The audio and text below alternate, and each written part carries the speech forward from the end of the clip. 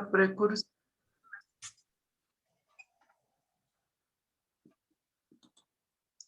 Una expansión clonal de una célula precursora que ha sufrido un daño genético, ¿no? Entonces tiene que expandir de un clon de células que han sido dañadas genéticamente con una mutación en su ADN. A partir de ese grupo de células tiene que empezar a proliferar, ¿no? Las células cancerosas. Tiene que haber una célula precursora, una célula madre cancerosa. Como tercer factor importante para las neoplasias es que el daño genético debe estar en los 4 genes que regulan, ¿no? Que no se produzca una lesión cancerosa. Estos son los proto-oncógenes, los genes supresores de tumores, los reguladores de la apoptosis, los genes de reparación del ADN y también la acumulación de múltiples mutaciones, ¿no? Estos proto-oncógenes son los que regulan normalmente el ciclo celular, que la célula pase, ¿no? De la fase G0 a la G1, S1 y luego se divida, ¿no? Entonces, aparte hay también otros genes que son supresores de tumores, de cuando hay alguna mutación, entonces estos genes suprimen esa célula que tiene una alteración en el ADN. Los reguladores de los apoptosis que regulan que una célula, cuando está dañado su ADN, le elimina mediante la apoptosis. También hay genes que van a reparar cuando el ADN esté dañado.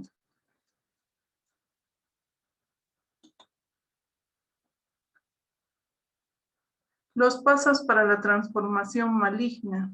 Estos 7 pasos se deben producir en una célula para que se vuelva cancerosa.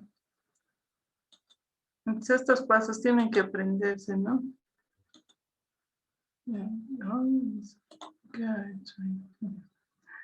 El primer paso es la autosuficiencia en señales de crecimiento. La célula no necesita que le estén mandando a cualquier momento señales, ¿no? Para que prolifere. Entonces, una célula cancerosa es autosuficiente, no necesita, ¿no? Ella sola produce sus señales para la proliferación, para el crecimiento. Insensibilidad a señales inhibitorias de crecimiento. Hay señales, ¿no? Que inhiben el crecimiento. Entonces esta célula cancerosa pierde esa sensibilidad, no hace caso, ¿no? A la inhibición y sigue proliferando. La célula cancerosa también va a evadir la apoptosis. Entonces cuando se la pesca la célula con ADN mutado, normalmente se le envía la apoptosis. Esa célula cancerosa va a evadir ese proceso, ¿no? Y no se va a ir a la apoptosis, se va a seguir proliferando. La célula cancerosa tiene un potencial replicativo ilimitado. Ya sabemos que todas las células del cuerpo tienen un número definido de divisiones y luego van a la senescencia y a la muerte. Entonces, esta célula cancerosa tiene esa facultad, ¿no? de tener un potencial replicativo muy ilimitado, ¿no? De que nunca va a ir a la senescencia. Angiogenia mantenida.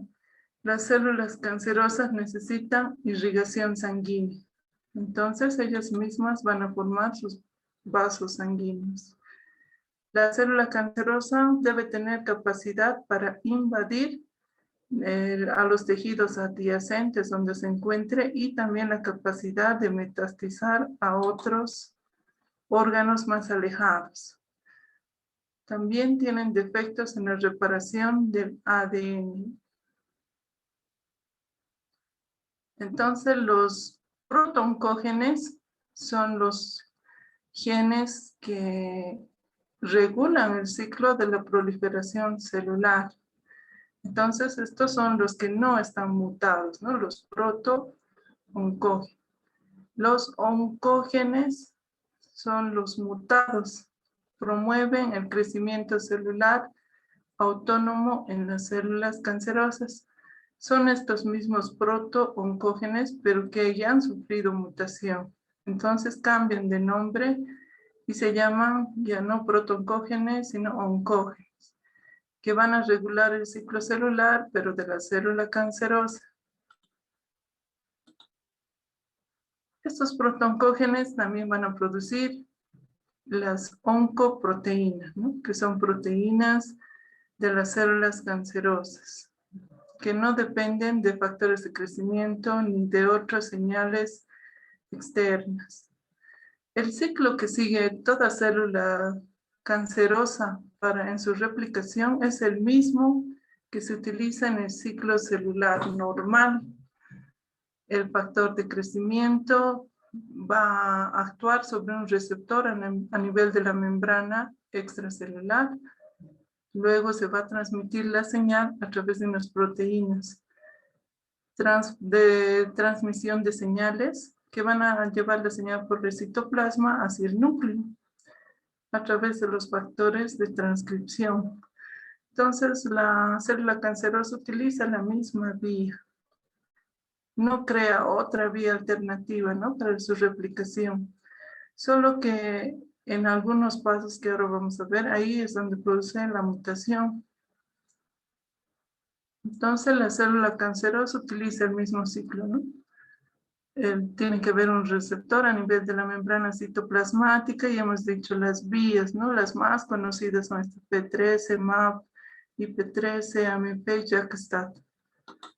Son vías que llevan la información al núcleo y donde le indican que haya una división de la célula, ¿no? En dos partes con igual cantidad de composición. Los oncógenes, que son las proteínas que hemos visto, son múltiples, ¿no? Una célula cancerosa puede tener hasta 70 mutaciones, pero se ha estudiado que algunas mutaciones son más frecuentes en algunos tumores, ¿no? Por ejemplo, la mutación en el oncógeno RAS es muy frecuente. La mayoría de los tumores presentan esta mutación.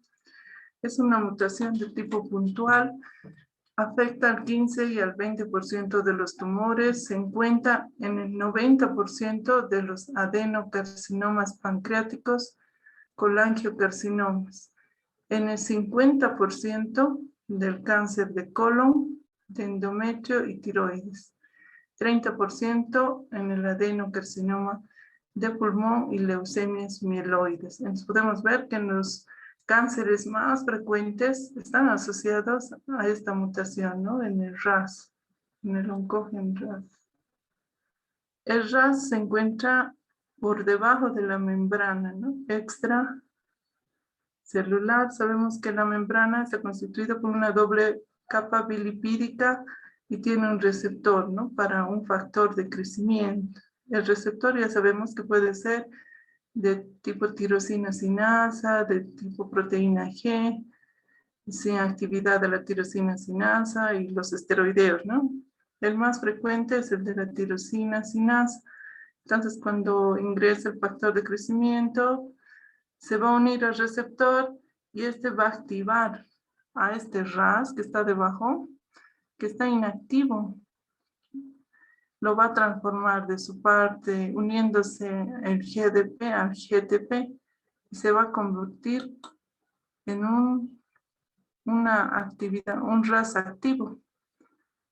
Ese RAS activo va a mandar la señal al núcleo inmediatamente, ¿no? También esta señal que se envía por esta transformación del GDP al GTP tiene un número de veces, ¿no? Y en el cáncer hay una mutación donde se bloquea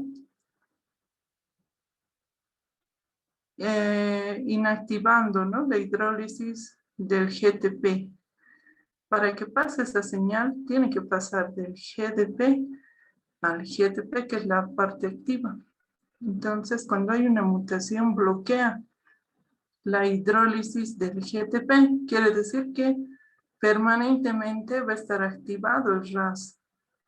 Porque una vez en una transmisión normal, una vez que pasa la señal, después de un número definido de veces, se bloquea, ¿no? Y ya no sigue la señal. En cambio, en el cáncer, hace que este GTP permanezca activo, impide su hidrólisis y se mantiene activo el RAS. Entonces, la célula cancerosa constantemente, en forma ilimitada, va a pasar la señal. Entonces, la célula se va a ir dividiendo ilimitadamente, la célula cancerosa, ¿no?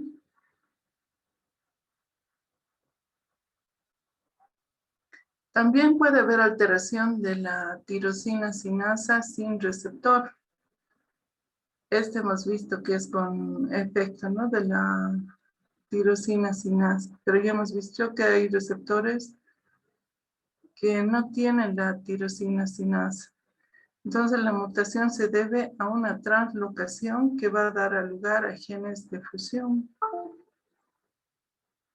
y que van a formar esta proteína oncológica, el oncogen MYC, que son genes activadores implicados en la proliferación y en la replicación del ADN.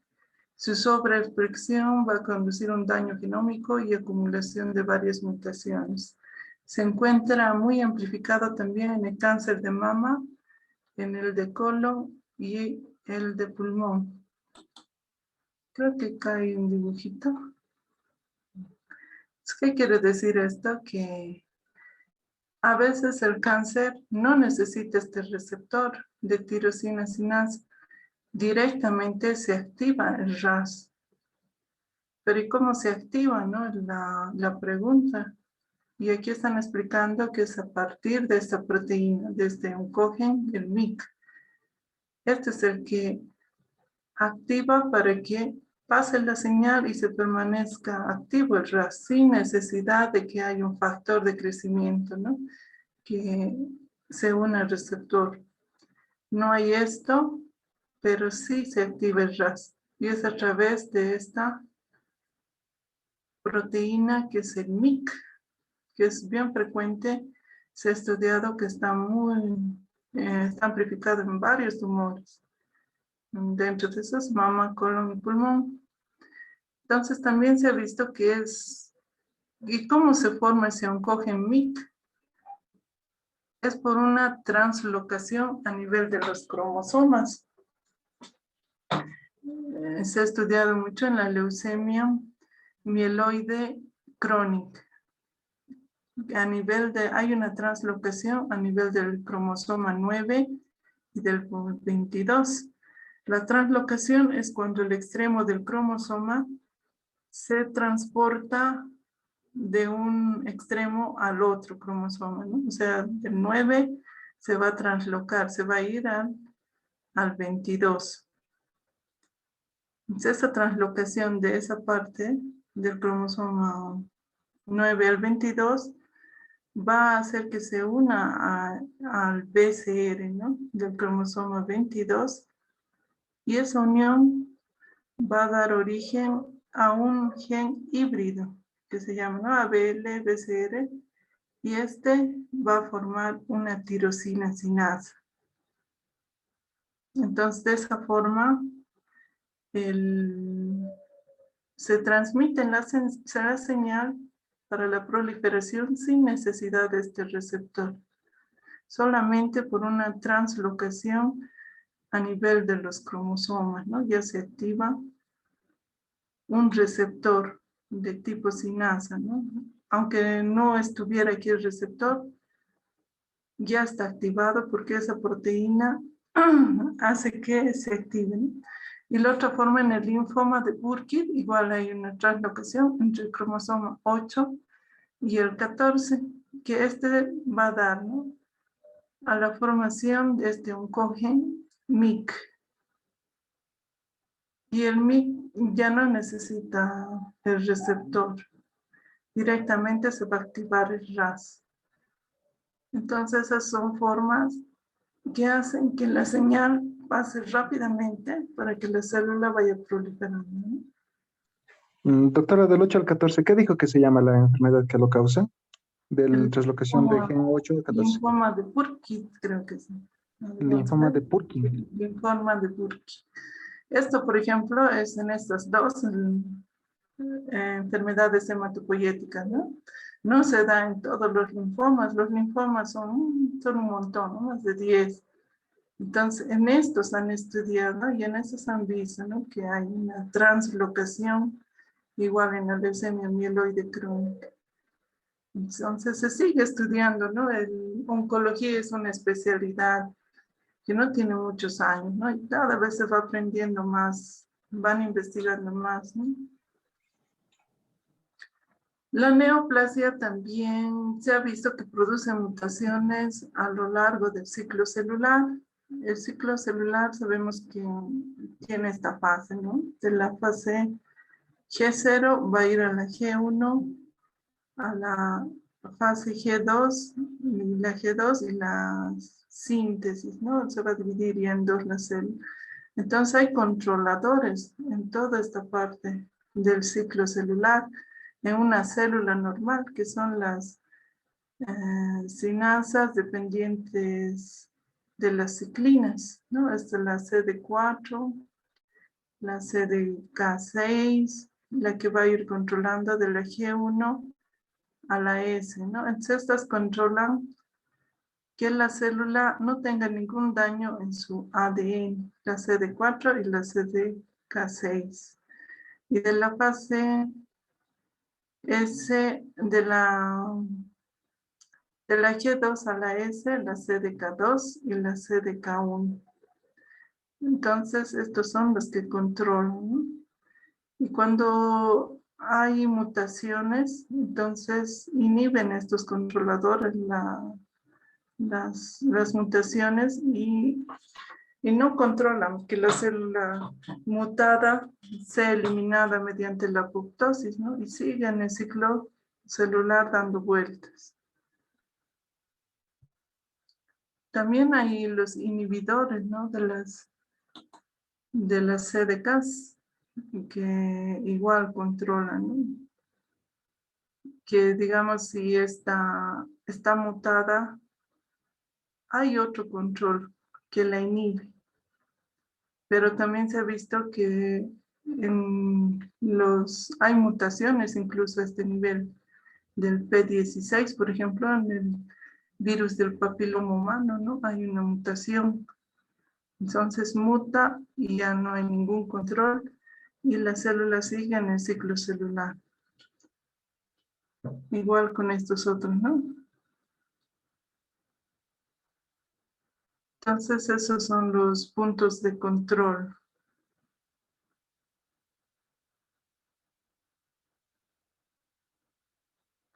También tenemos otra forma de evitar que una célula cancerosa siga proliferando, ¿no? Es a través de los genes supresores tumorales. Todos tenemos estos genes que aplican frenos a la proliferación celular. Actualmente los que más se han estudiado y que están presentes en todos los tumores malignos son el RB y el P53. El primero que se ha estudiado es el RB.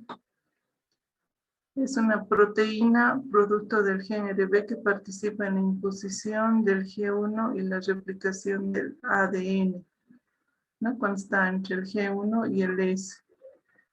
En el RB ausente se van a liberar frenos moleculares del ciclo celular y la célula se va a desplazar a través del ciclo. El RB también controla, ¿no? Acá creo que veo un dibujito, ¿no? Acá está el RB. Controla que la célula, antes de pasar a la S, no tenga alteraciones en su ADN. ¿No? El RB. Y este RB, ¿de dónde deriva? De la enfermedad del retinoblastoma. El retinoblastoma es un tumor maligno que se presenta en el ojo y que produce ceguera en la retina. Entonces es estudiado y es más frecuente en los niños y aparece generalmente en forma bilateral. En los niños antes de cumplir los 12 ya quedan ciegos totalmente, ¿no? Se presenta en los dos ojos. Entonces de ahí deriva, ¿no? RB. Es en esta enfermedad donde más se ha estudiado al principio.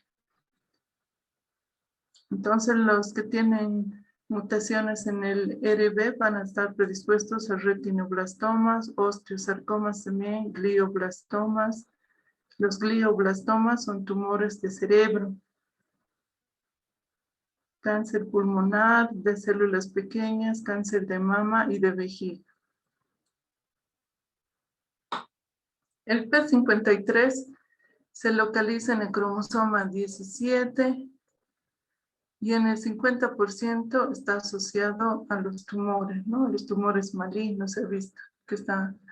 Por eso se lo ha denominado el policía molecular, ya que impide la propagación de las células genéticamente dañadas. Es un factor de transcripción. También se ha visto que el P53 tiene esa propiedad, ¿no? De participar como un factor de transcripción. Detecta los daños del ADN. También detecta cuando los telómeros están muy acortados. Hemos dicho que cuando una célula se va dividiendo, se van acortando los telómeros. Entonces, una vez que ya está muy pequeño, el P53 lo detecta y dice, se va a la apoptosis, ¿no? Ya no puede seguir duplicándose. Entonces, eso controla. También controla la hipoxia. Entonces, realiza el P53 tres mecanismos. Activación de la detención transitoria del ciclo celular. La quiesencia, ¿no? Quiesencia. O sea, cuando una célula está quiescente, está en fase de reposo antes de ingresar al ciclo celular, entonces la activa, ¿no? Participa. También induce una detención permanente del ciclo, o sea, la célula la manda a la senescencia. Cuando ve que una célula tiene algún daño en su ADN, la manda a la senescencia, ¿no? O sea, a descansar, que ya no ingrese al ciclo celular. Y su otro mecanismo es, cuando tiene el ADN dañado, lo elimina mediante la apoptosis. Y hemos dicho que la apoptosis es la muerte celular programada.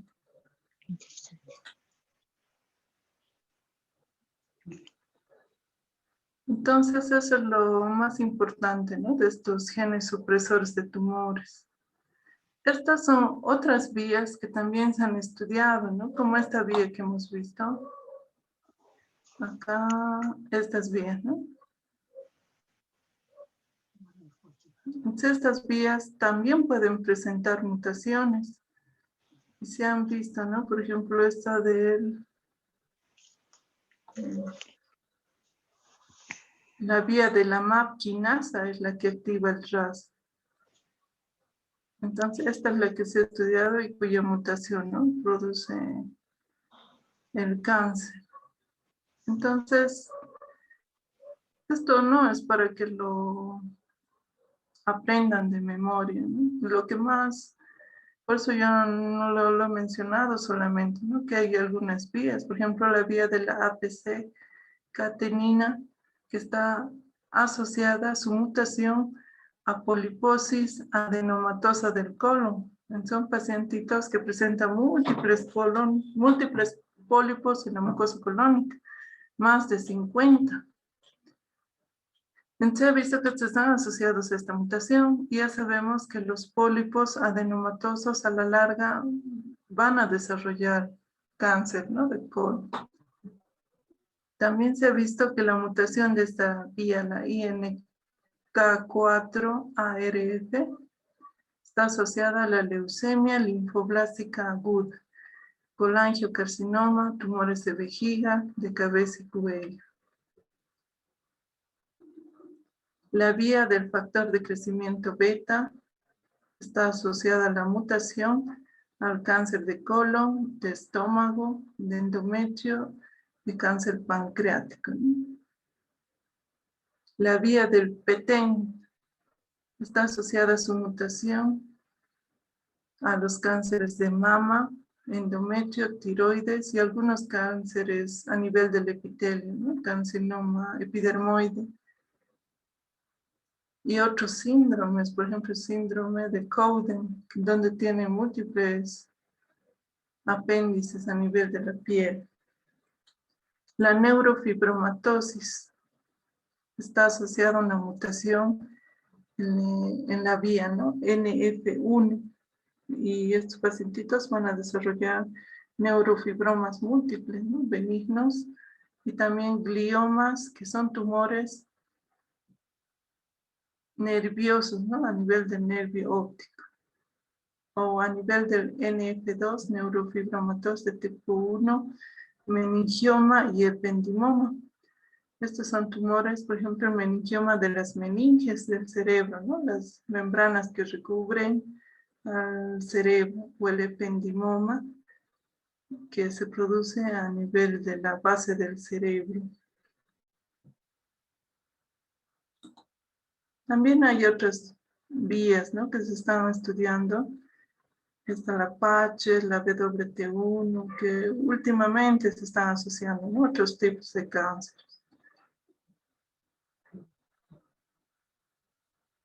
Su otra característica entonces de la neoplasia maligna, elevación de la apoptosis.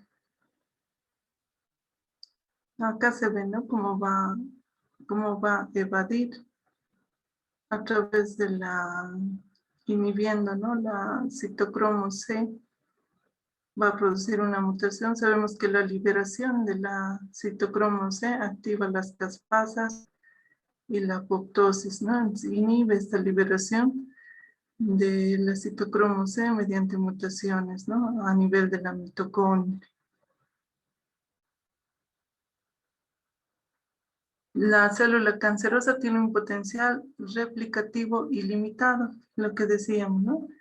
La telomerasa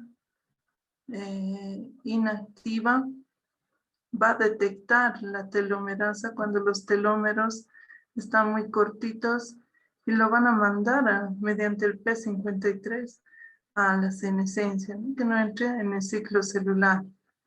Entonces, ¿cómo va a evadir la célula cancerosa? Va a unir dos cromosomas. Entonces va a dar la expectativa de que es un cromosoma casi de tamaño normal. De esa manera va a tratar de engañar al P53, ¿no? Ya que el P53 por el tamaño nomás se identifica si es pequeño, lo elimina la senescencia, ¿no? Entonces la célula cancerosa va a unir dos cromosomas y va a dar la imagen de que es un cromosoma de tamaño normal, pero forma células con cromosomas muy alterados, ¿no? Por ejemplo, un cromosoma discéntrico, que en la división, cuando se divida la célula cancerosa, va a dar lugar a catástrofes mitóticas, ¿no? Porque estos cromosomas no son normales. Y ahí es donde se produce el cáncer, ¿no? Una célula cancerosa con múltiples mutaciones. Y es por eso que en alguna diapositiva hemos visto, ¿no? Que hay unas mitosis tripolares, por ejemplo, ¿no? Que tienen 3 polos o 4 polares también puede ver. Es por esto, ¿no? Por este mecanismo que tiene la célula cancerosa de evadir a la policía molecular, que es el P53, ¿no? Y entrar nuevamente en el ciclo celular y replicarse. La angiogenia, ¿no? Las células cancerosas estimulan la angiogenia, ¿sí? Formar nuevos vasos, desde capilares, incluso ahí que ya están preexistentes.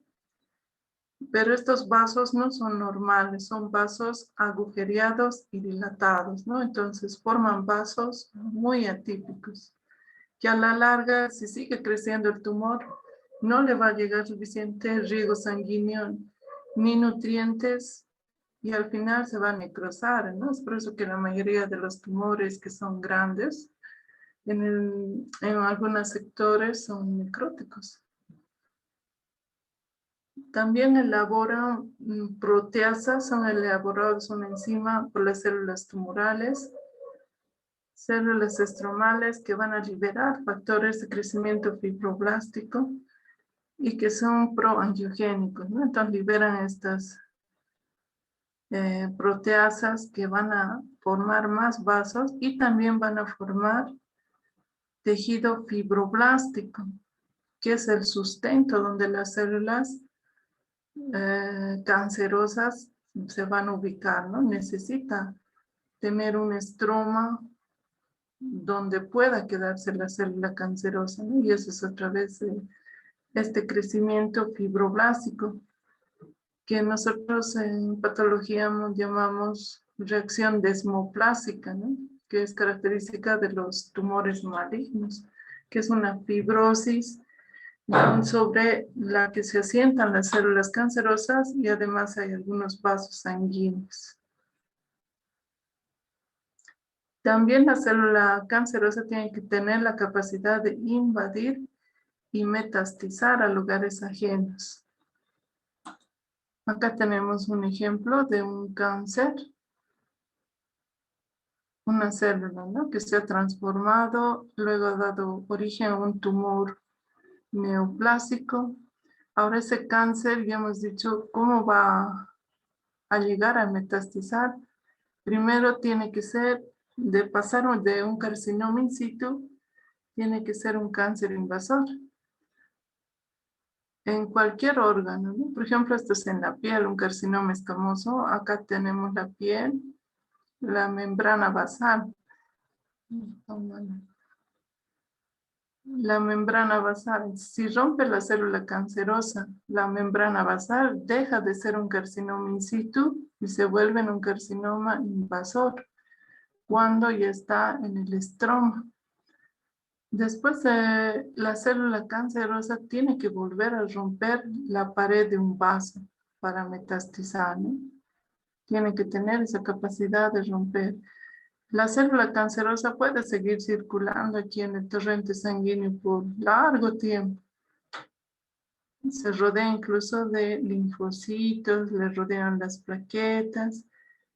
Y una vez que la célula cancerosa ya esté formando un émbolo que obstruya totalmente, ahí recién puede eliminar una enzima, la colagenasa degrada la pared del vaso y recién se puede implantar, ¿no? En otro lugar, lejano a su origen. Entonces, como podemos ver, la metástasis no es un proceso sencillo, ¿no? Requiere mucho tiempo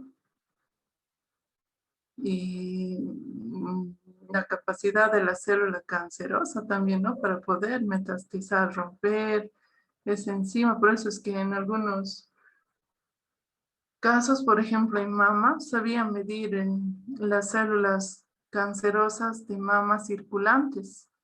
Con estudios en sangre, veían, ¿no? Si hay alguna célula cancerosa que estaba circulando antes de implantarse, ¿no?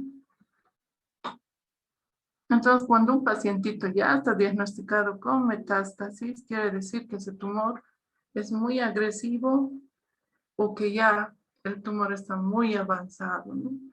Porque ha tenido que pasar todas estas barreras para poder metastizar.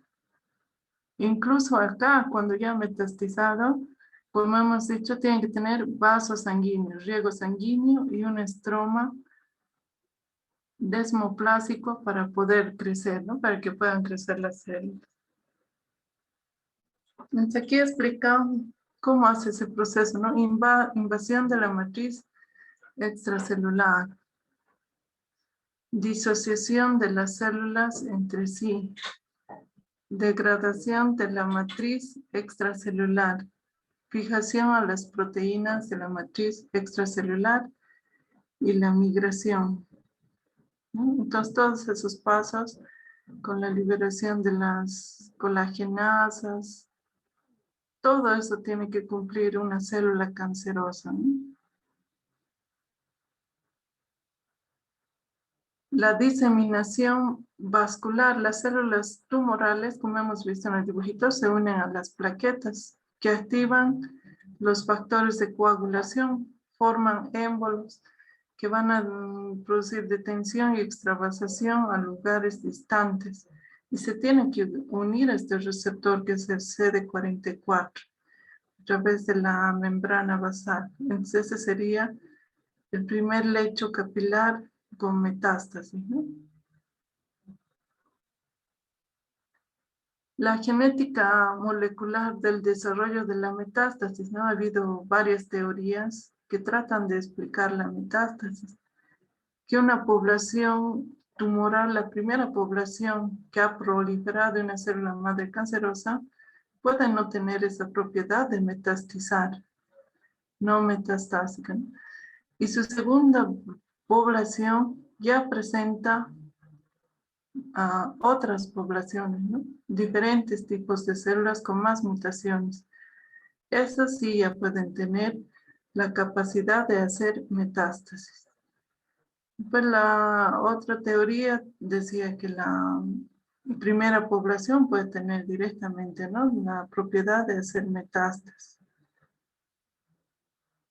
Después también otras teorías dice que depende, ¿no? Puede tener la población celular esa capacidad de metastizar, incluso con la primera población, pero requiere ese estroma y esa vascularización para metastizar, ¿no? Requiere tener esa propiedad. Puede llegar a algún lugar, pero si no tiene la suficiente vascularización y ese estroma, que es como una fibrosis, donde van a estar proliferando las células cancerosas. Si no tiene eso, tampoco va a metastizar, ¿no?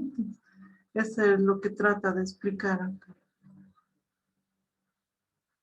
La inestabilidad genómica. Hay individuos con defectos hereditarios de las proteínas de reparación del ADN. Entonces, estos van a tener mayor riesgo de desarrollar cáncer.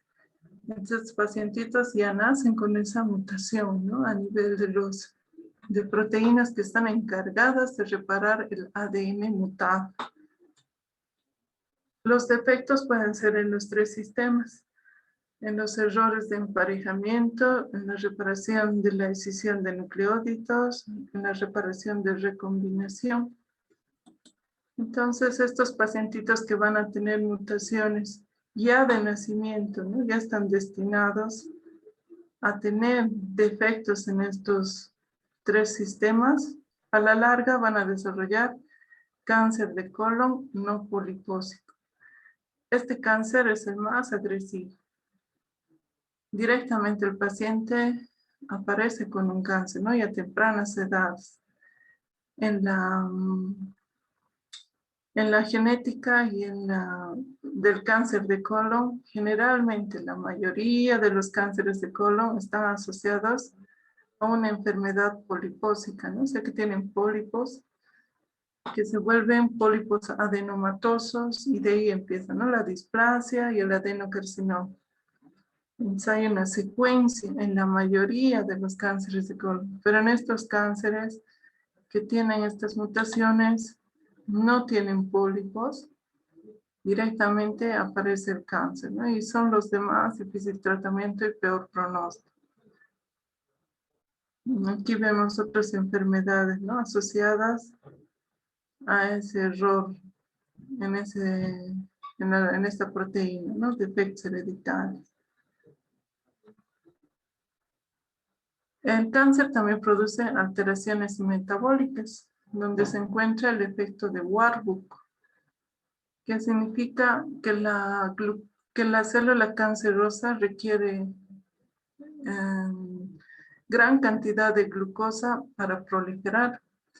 Entonces, la célula cancerosa utiliza la glucólisis aeróbica por desplazamiento del metabolismo de la glucosa.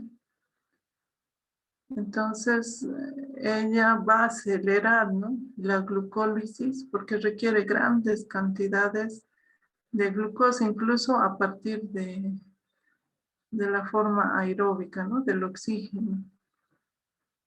Las células tumorales crecen bajo condiciones ambientales marginales sin desencadenar la autofagia. Entonces una célula, ya hemos visto que cuando no recibe los nutrientes adecuados, va a la autofagia, ¿no? Y se come a sí misma. En cambio, estas células tumorales pueden vivir en ambientes escasos de nutrientes y persisten, ¿no? Siguen proliferando.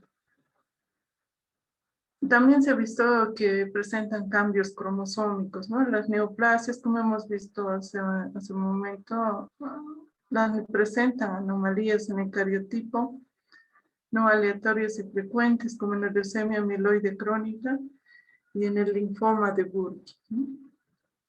De lecciones también, ¿no? Cuando le falta un extremo, un cromosoma, es más frecuente, se ha visto en los tumores sólidos no hematopoyéticos como el retinoblastoma o el cáncer colorectal. Entonces, estas ya son fallas a nivel cromosómico, ¿no? Del ADN. Lo que hemos visto hace rato era que hay mutaciones a nivel de las vías del ciclo celular, ¿no? En acá también se ha estudiado que algunos cánceres se originan de cambios cromosómicos y de lecciones.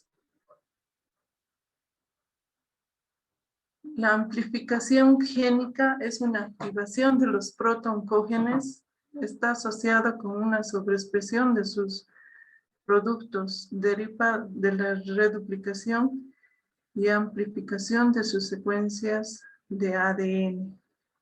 Por ejemplo, la amplificación produce copias del protoncógen en las células tumorales. Y esto es lo último que se ha estudiado, ¿no? En cáncer de mama, que hay una amplificación del ERBB2, ¿no? Y del CEMIC en el cáncer pulmonar de células pequeñas, que son protoncógenos, ¿no? Que son células que están normalmente en el ciclo celular, que regulan, pero se ha visto que están aumentadas las copias, ¿no? Estos son, se cree que hay una amplificación, ¿no? Hay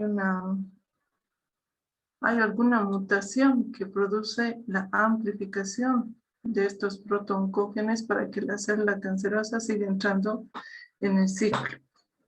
Los cambios epigenéticos implican postraducción de las histonas y metilación del ADN que afectan la expresión génica. Las histonas son las que sabemos que el ADN es una larga tira, ¿no? Que es una doble hélice que se enrolla y se condensa dentro del núcleo.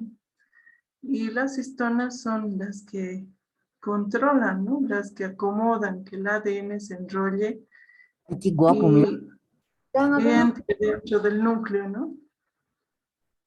Entonces he visto que algunos cánceres también tienen mutación a nivel de estas histonas. Eso es lo último que se está estudiando, estos cambios epigenéticos. Como hemos visto, hay algunas sustancias químicas que van a producir cáncer, ¿no? Los agentes de acción directa no requieren la conversión metabólica mediante la citocromo P450, directamente son carcinógenos. Por ejemplo, las sustancias alquilantes, la ciclofosfamida, que se utiliza, ¿no? Esto mucho en la quimioterapia, en sala larga también. Si el tratamiento es muy largo, llega a hacer daño al paciente.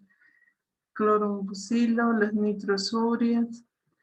Los agentes de acción indirecta requieren ser metabolizados por la citocromo P450 para ser carcinógenos. Por ejemplo, los hidrocarburos policíclicos a partir de carnes y pescados ahumados. Entonces, una vez que se ahuma, recién puede ser, ¿no? Un carcinógeno. Los benzopirenos que se encuentran en el tabaco, las aminas aromáticas y los colorantes azoicos. Esto ya sabemos, cáncer de pulmón, ¿no? El hidrocarburo es de cáncer de colon.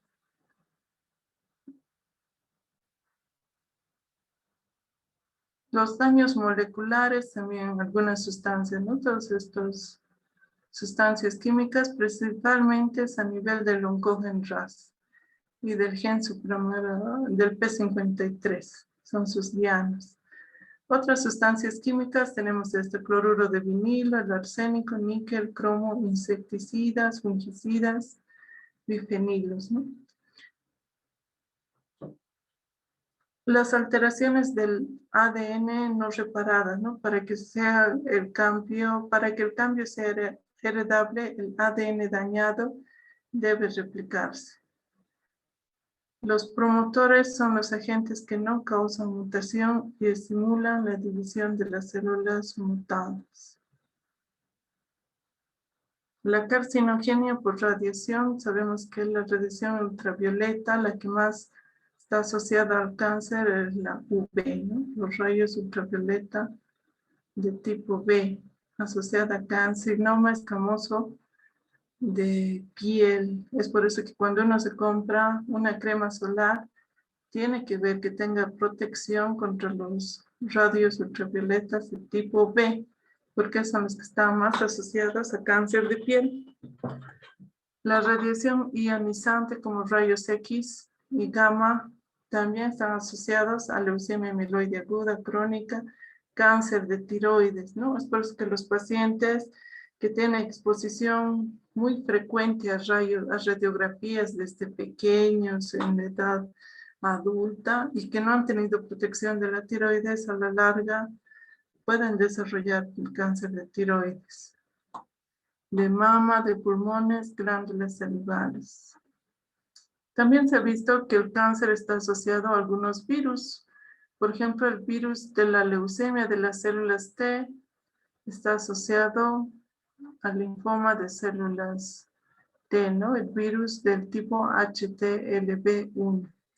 Y el que ya conocemos todos, el virus del papiloma humano, está asociado al cáncer de cuello uterino. Y hay más de 14 tipos, ¿no? Los que producen cáncer, el tipo 16 y el 18. Los otros tipos pueden causar papilomas benignos hasta condilomas. El virus del Epstein-Barr también está asociado al linfoma de Burkitt, de células B, linfoma de Hodgkin, carcinoma nasofaríngeo y de células T. El virus de la hepatitis B y C está asociado al cáncer de hígado. La inmunidad tumoral, entonces se ha visto que el organismo, si bien lo reconoce como una proteína extraña o algo extraño a las células cancerosas, no logra eliminarlo, ¿no? Como cualquier infección viral o bacteriana. Entonces, las células o los antígenos de las células tumorales van a circular por nuestro torrente sanguíneo. Las células cancerosas van a liberar estas proteínas que son tumorales, ¿no? Y que el cuerpo, que el organismo no lo puede eliminar. Entonces, esos son los antígenos tumorales que se van a clasificar en base a estructura molecular y origen.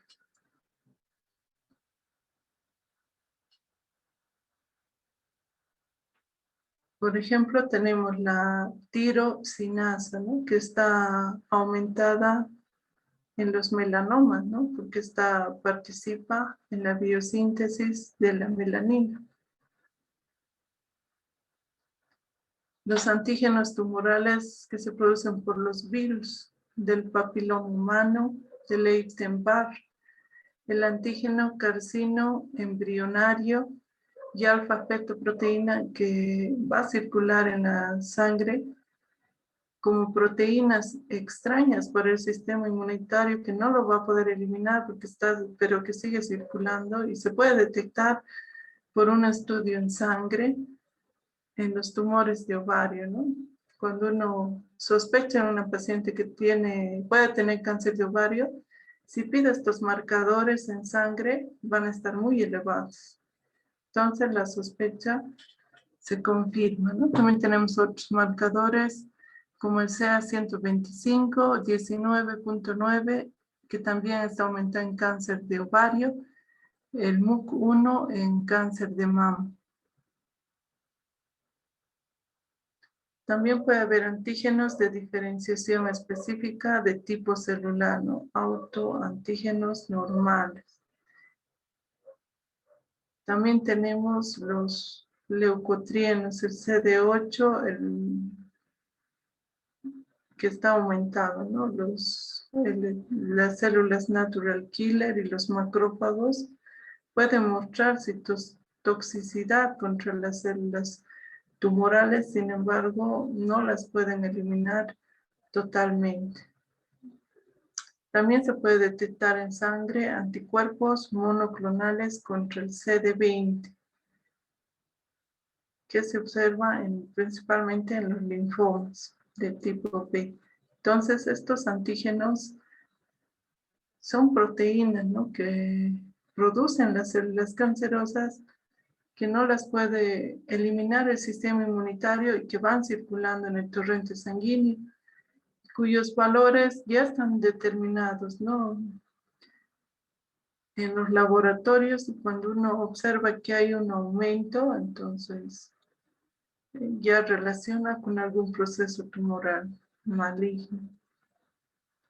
El 5% de las personas con inmunodeficiencias van a desarrollar cáncer, ¿no? Los linfomas de células B grandes. Es una persona que tiene un sistema inmunitario normal, trata de evadir o puede evadir, ¿no?, una lesión preneoplásica, pero un paciente que no tiene el sistema inmunitario siempre va a tener la propensión a desarrollar los linfomas, ¿no? Porque hay un enmascaramiento del antígeno y hay una apoptosis de las células tumorales tóxicas también, ¿no? Hay una pérdida o disminución de la expresión del complejo mayor de histocompatibilidad, ¿no?, que estas son las que reconocen a los antígenos. Eso vamos a ver en la clase de inmunidad. Entonces, en estos pacientitos ya tienen disminuido estas células, entonces no va a reconocer, ¿no?, ningún agente o célula cancerosa que esté pasando por ahí. En la clínica tenemos los efectos locales y hormonales. Un tumor, cuando va creciendo, va a comprimir las estructuras adyacentes. En la cavidad abdominal pueden llegar a medir hasta 50 centímetros, ¿no? Pero en el cerebro, si llega a 5 centímetros, ya puede producir, ¿no?, daño, edema cerebral, y de mayor tamaño puede llevar a la muerte. Entonces depende mucho de la localización del tumor. Algunos tumores sintetizan hormonas, tienen hemorragia y algunos están asociados a infecciones. La caquexia es un síntoma importante de los pacientes con cáncer. Tienen una pérdida progresiva de la grasa y del músculo corporal, debilidad, anorexia y anemia. Y esto se debe a que su metabolismo está muy aumentado y el factor de necrosis tumoral secretado por los macrófagos moviliza grasa desde los tejidos y además que suprime el apetito, ¿no? Tienen anorexia. También algunos tumores malignos pueden producir síndromes paraneoplásicos. En el 10% en pacientes con enfermedad maligna pueden presentar complejos síntomas y elaboración de hormonas. Por ejemplo, producen endocrinopatías como el síndrome de Cushing. El 50% está asociado a cáncer de pulmón de células pequeñas por el aumento de la corticotropina, ¿no? El paciente debuta con un síndrome de Cushing, pero si uno estudia con mayor detenimiento, es secundario un cáncer de pulmón. También en los pacientes con cáncer se observa hipercalcemia, ¿no? Los valores sanguíneos presentan valores aumentados de calcio, neuromiopatías, acantosis nigricans, que son placas grises negruzcas hiperqueratóxicas en la piel, osteoartropatías hipertróficas a nivel de las articulaciones, tromboflebitis migratoria, coagulación intravascular diseminada, endocarditis trombótica, ¿no? La gradación y estadificación de los tumores. Siempre es importante que el patólogo haga una graduación del tumor, ¿no? Si es bien diferenciado, moderadamente diferenciado, pobremente diferenciado. Entonces, eso le va a interesar mucho al oncólogo para hacer el tratamiento. No es lo mismo un bien diferenciado que un pobremente diferenciado. El pobremente diferenciado va a tener un pobre pronóstico. En algunos tumores como los sarcomas es importante el número de mitosis. Se mide hasta en 50 campos de gran aumento, ¿no? En el microscopio. Características arquitecturales también, ¿no? Si es un adenocarcinoma, si es un carcinoma escamoso, un sarcoma. La estadificación del tumor, el tamaño de la lesión primaria es importante, ¿no? El tamaño tiene que ir informado. La diseminación a ganglios linfáticos, si se ha enviado un ganglio, si es positivo, si ha mandado 10, de los 10, 2 son positivos, tiene que ir en el informe. 2 ganglios con metástasis de 10. La presencia o ausencia de metástasis sanguíneas. Nosotros también vemos en el microscopio si en los vasos sanguíneos hay células tumorales, si en los vasos linfáticos también hay metástasis, hay una invasión alrededor de los nervios. Entonces los oncólogos utilizan mucho este sistema, el sistema TNM, que significa, T significa tumor, N significa ganglio linfático y M metástasis. Entonces el oncólogo, cuando le remite la información al patólogo, tiene que estadificar. Entonces con el tumor puede decir, no, el tumor, ¿cuánto mide? ¿No? Si es un tumor de estómago, un cáncer de estómago, T1 sería, solamente tiene un tumor. N, si tiene metástasis en un ganglio, será T1N1. Metástasis, si no tiene metástasis, será M0. ¿No? Entonces, esto tienen que saber. ¿Cómo sería si, a ver, quién quiere estadificar un casito? A ver, ¿quién está? Deymar. Eres el primero al que he visto. Deymar López. Dígame, doctora. A ver, pues me vas a estadificar ya un casito. Es un pacientito que tiene cáncer de tiroides. ¿Cómo sería? Solo tiene cáncer en la tiroides. ¿El T qué sería entonces? T T1, es el N. Tiene metástasis en 3 ganglios. N3, Muy bien. Y tiene metástasis en cerebro y en hueso. M2, Entonces, ¿cómo sería la fórmula? T1, N3 y M2. T1, N3, N3 y M2, ¿no? Bien. Entonces, así hacen la estadificación, ¿no? Los oncólogos, y es importante por eso que el patólogo mande bien la información, ¿no? Para que pueda estadificar y manejarse con los criterios. Esto ya hemos visto, ¿no? Cómo hacemos el diagnóstico de cáncer en el laboratorio a través de la histología, de la citología. Y ahora se está utilizando mucho la inmunohistoquímica, porque se ha visto que algunos tumores son muy indiferenciados. O sea, que en el microscopio solo ven una masa de células tumorales, pero ni siquiera se puede ver, ¿no? Con una coloración básica, si es un adenocarcinoma, si es un carcinoma escamoso o incluso un linfoma. Entonces, se requieren estas técnicas cuando el tumor es muy anaplásico, ¿no? Muy indiferenciado. Se utiliza estos marcadores y ahí nos va a decir, ¿no? Si es un linfoma, por lo menos descartar un linfoma o si es un carcinoma. También sirve la inmunohistoquímica para determinar el lugar de origen de los tumores metastásicos. Por ejemplo, nos mandan un ganglio linfático y nosotros ahí tampoco vemos, ¿no? Vemos que es cáncer, pero es una masa de células anaplásicas. Entonces utilizamos la inmuno y vemos, descartamos si es un linfoma, si es un carcinoma, incluso de tiroides se puede, con algunos marcadores, ver si es de cáncer de tiroides. También sirve el inmuno para detectar moléculas que tienen importancia pronóstica o terapéutica, especialmente esto en cáncer de mama.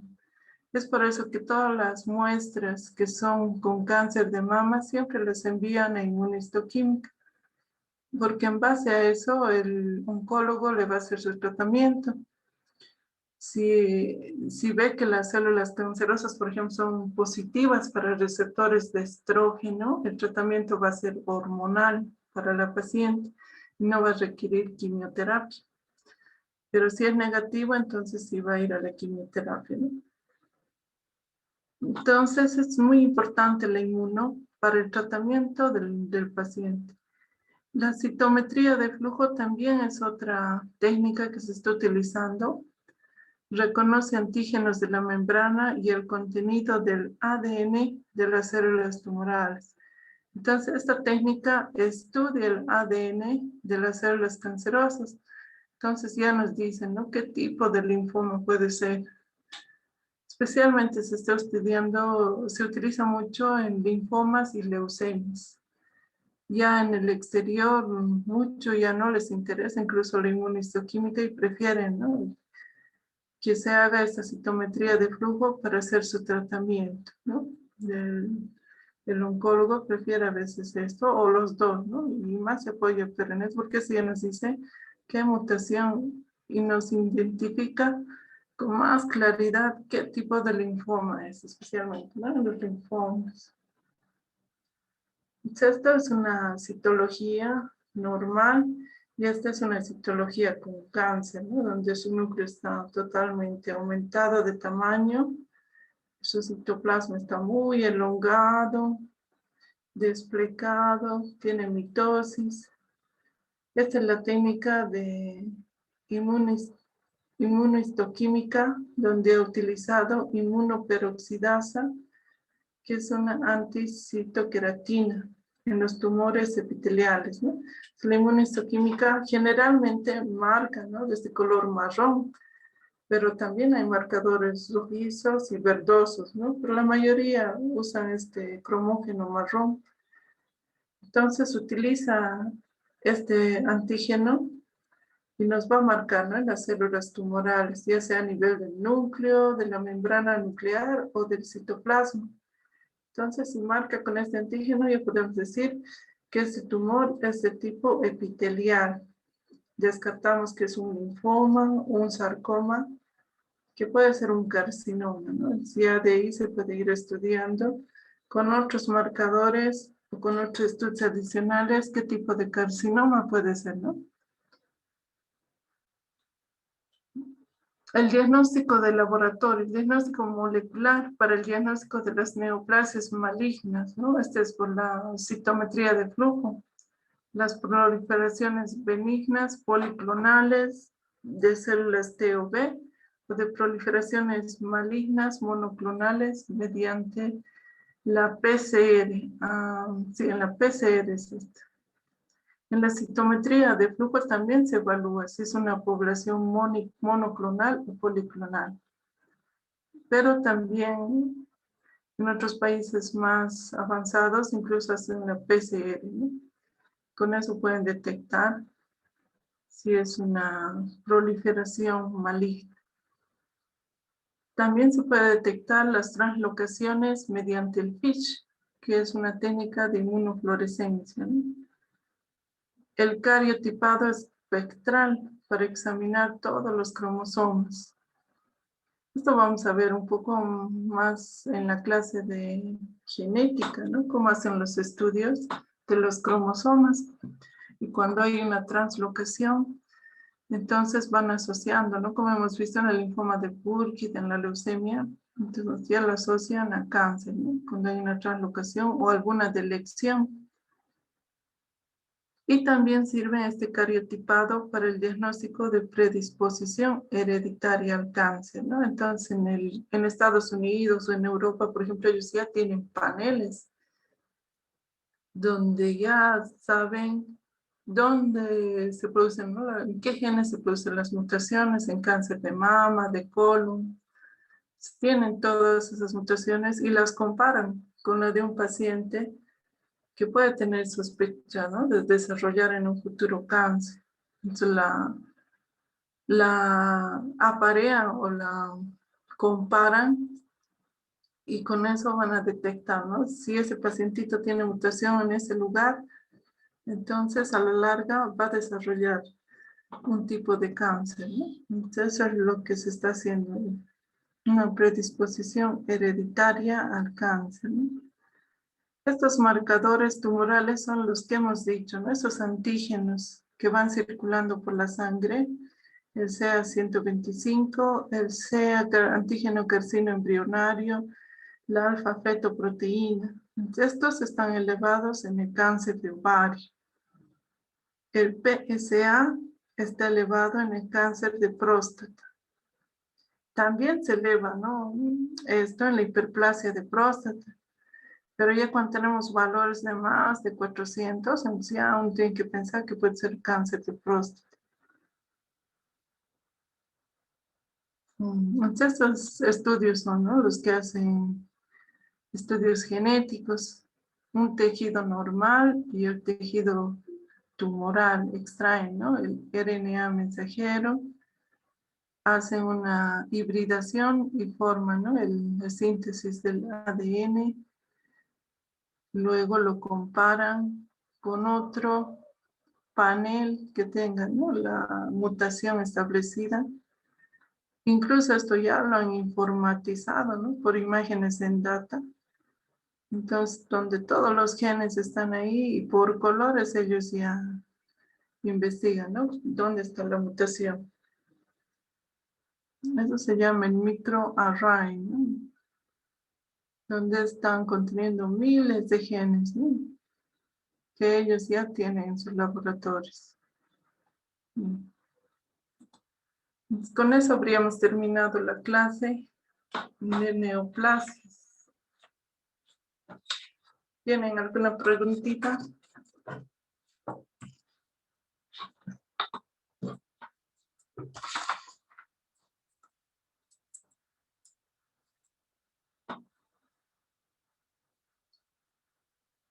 Hoy día es 14 de junio, ¿no? Llamaremos nomás ya Lisa, entonces. Alarcón. Presente, doctora. Bien. Ancalle. Presente, doctora. Bien. Ancasi. Presente, doctora. Bien. Apaza. Presente, doctora. Aquí. Bien. Ayala. Presente, doctora. Ayala. Barea. Se vuelto a mi cuarto. No, Presente, Barea, ¿dónde está? Barea, ¿no? Bien.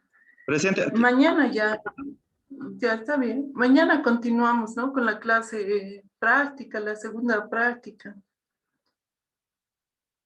Todos tienen que venir a la práctica. Vamos a ver dos clases más para que dibujen y luego vamos a hacer una práctica dos prácticas de revisión de informes de patología. Entonces, para que vean un poco de inmuno y algunas biopsias más, dos clases vamos a dibujar, ¿ya? Solo vamos a ver 12 diapositivas, o sea que mañana solo vamos a ver 6, ¿ya? Pero la saben que la práctica es obligatoria. Tienen que venir todos, no vamos a hacer por grupos esta vez, ¿ya? Van a venir todos. Mañana a las 5 tenemos clase, ¿no? Sí.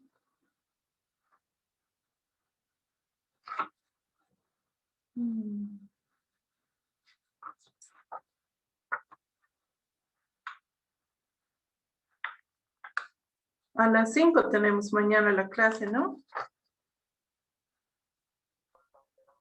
Sí, doctor. Sí, ¿no ve, Yaciel? Sí, sí. 5, Sí, ¿no? doctora. Sí. Ya, entonces mañana a las 5, por favor. Todos tienen que estar obligatoriamente en la práctica. Saben que la práctica es obligatoria. La asistencia vale igual 5 puntos para la segunda práctica. Vamos a hacer un trabajo práctico igual de 15 puntos. Y el examen práctico también es 15 puntos. Entonces tienen que venir a las clases prácticas. Mañana y 4 clases vamos a hacer de práctica. Pero todos vamos a pasar. Ya no vamos a dividir en grupos. No vamos a ver mucho también, ¿no? 6 diapositivas vamos a ver mañana y la próxima semana otras 6. Luego vamos a revisar los informes de patología. ¿Ya? Barrios García. Presente, doctora. Bellot Vázquez. Presente, doctora. Benítez Mariño. Presente, doctora. Presente. Ya. Benito Paricagua. Presente, doctora. Choque Magne. Presente, doctora. Ya. Choque Mamani. Presente, doctora. Choque Martínez. Presente, doctora. Ya. Coca Luna. Presente, doctora. Ya. Condori Castro. Presente, doctora. Copa Nina. Presente, doctora. Ya. Copa Pocomani. Presente, doctora. Corani Choque. Presente, doctora. Felipe Ticona. Presente, doctora. Ya. Fernández Zapaza. Presente, doctora. Aquí. Ya. Fernández Tola. Presente, doctora. Franco Jerónimo. Presente, doctora. Yo. Fuente Rocha. García Bueno. García Flores. Presente, doctora. García Malcu. Presente, doctora. García Malcu. ¿Dónde está? Presente, doctora. Fernando. Sí. Guevara Bernal. Presente, doctora. Guillermo Pazzi. Presente, doctora. Guillermo Jeremy, ¿no? Sí. Gutiérrez.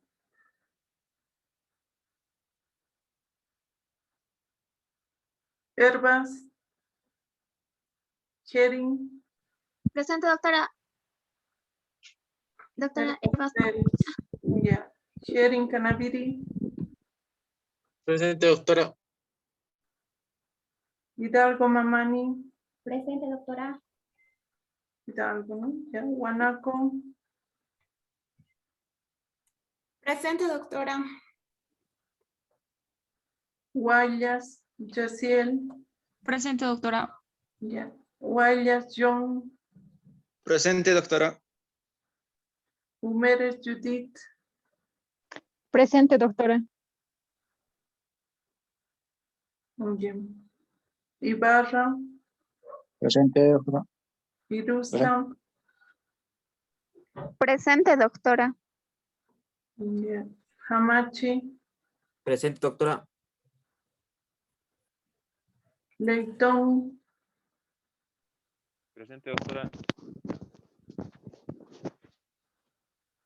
Isaí, ¿no? Sí, ¿No doctora. tienes foto? ¿No tienes camarita? Sí lo he puesto, pero creo que se ha congelado. No sé, ahorita veo una imagen de mí paralizada, creo, no sé. Ya, al final vamos a volver a llamar, ¿ya? Ya está, doctora. Leitón Ortuste, Presente. Samir. Aquí presente. Lampa. Presente, doctora. Ya. López Valdivia. Presente, doctora. López Vélez. Lucana.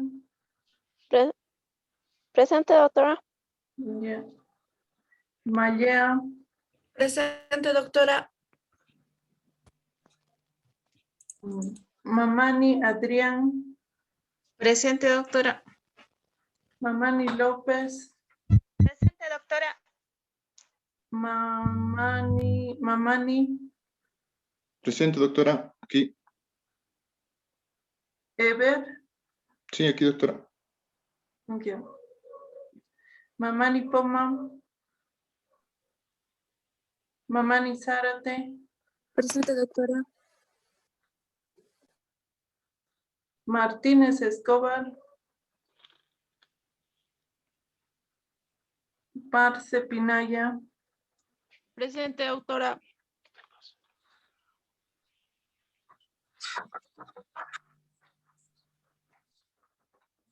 Miranda Choque. Presente, doctora. Ya. Montaño. Presente, doctora. Ya. Montes. Presente, doctora. Ya. Lina.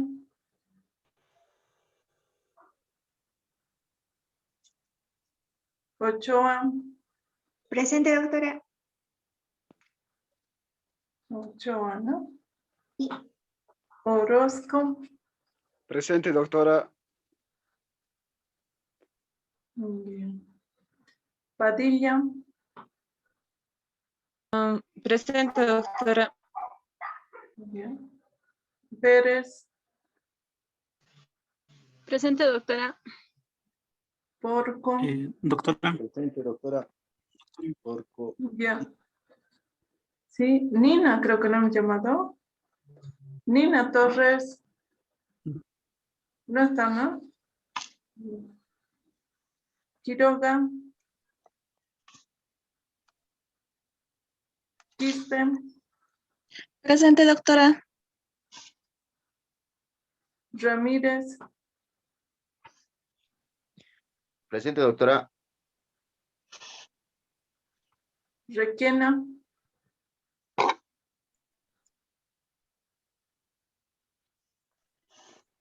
Ay, Rivas Plata. Rivas Plata está, ¿no? Presente, doctora. Ya. Sí, estoy aquí presente. Ya. Robles.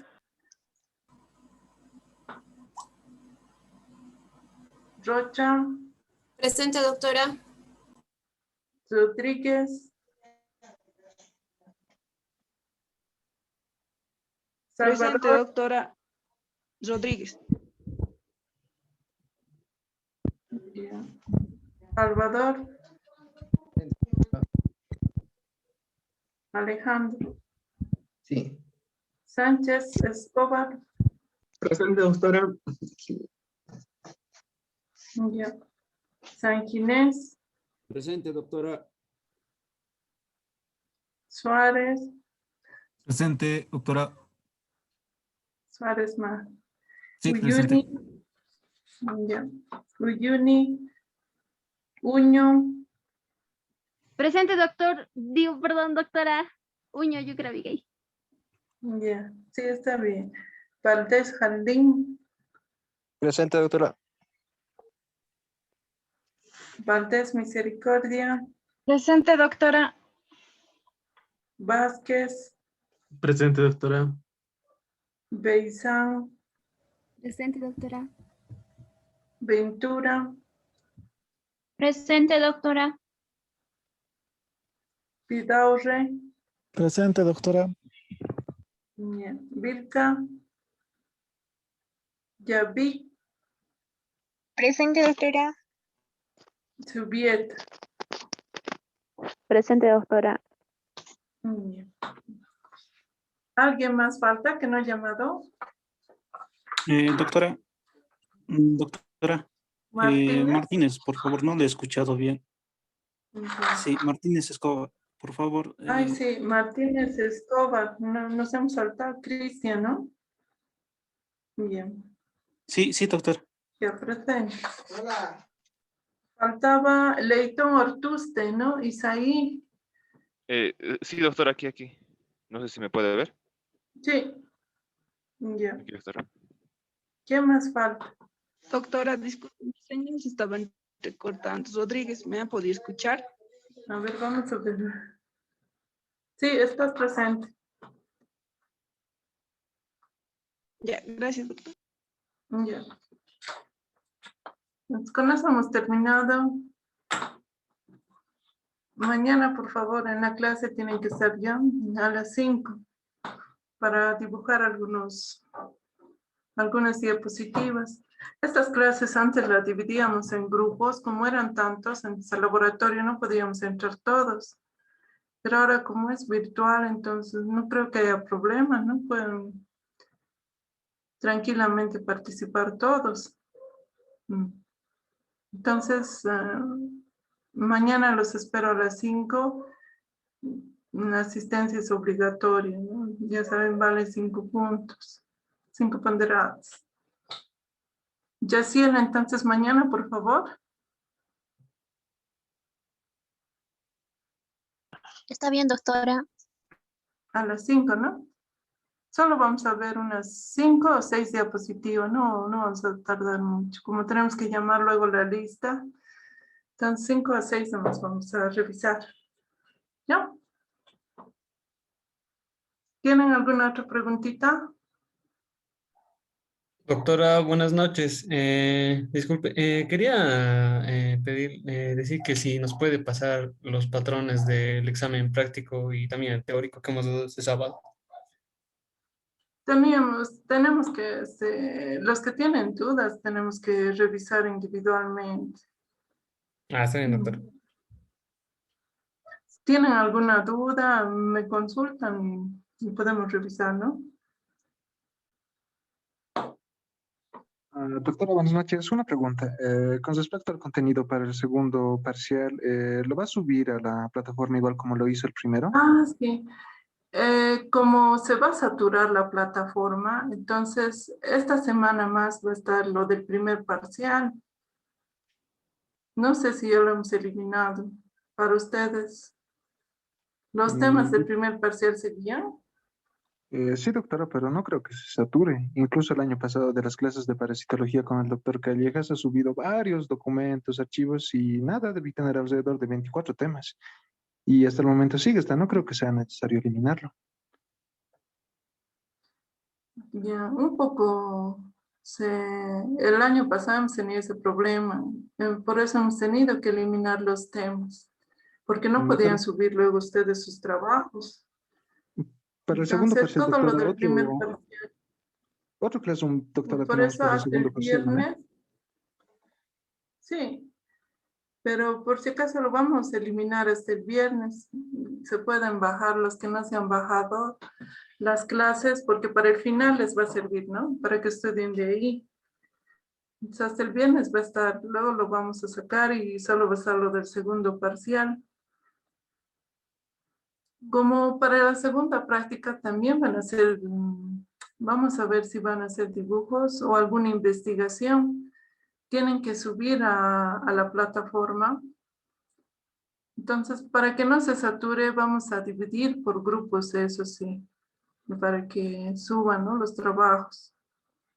Porque si les ponemos a todos, se va saturando y no pueden subir, esos problemas ha habido.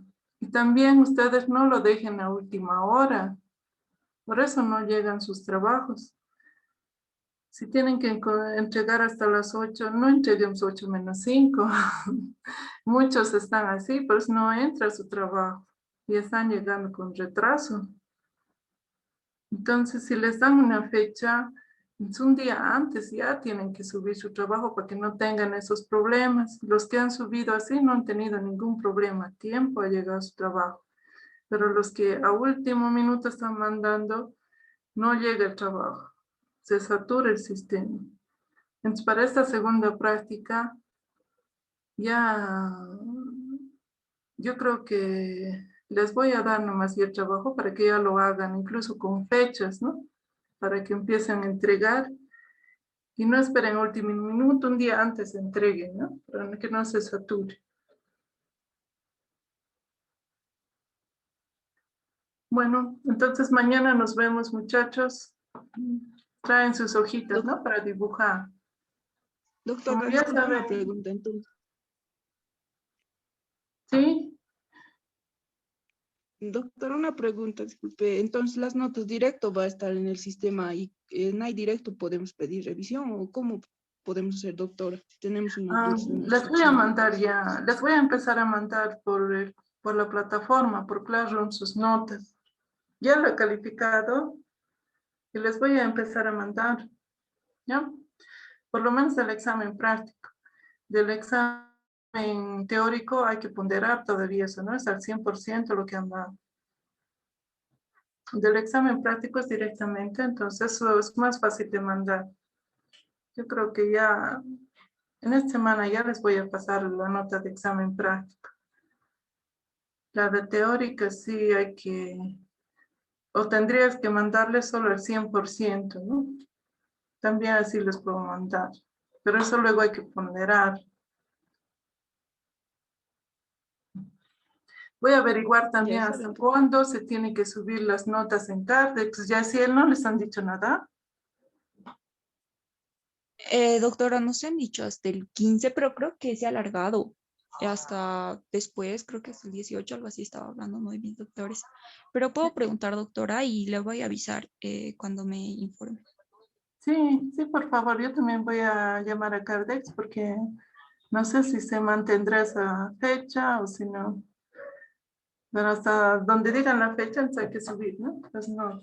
Pero yo ya les voy a ir mandando por la plataforma. Ya están calificadas sus notas. ¿Yo? Ya, doctora. Bien. Entonces nos vemos mañana, muchachos. Hasta mañana. Hasta mañana, doctora.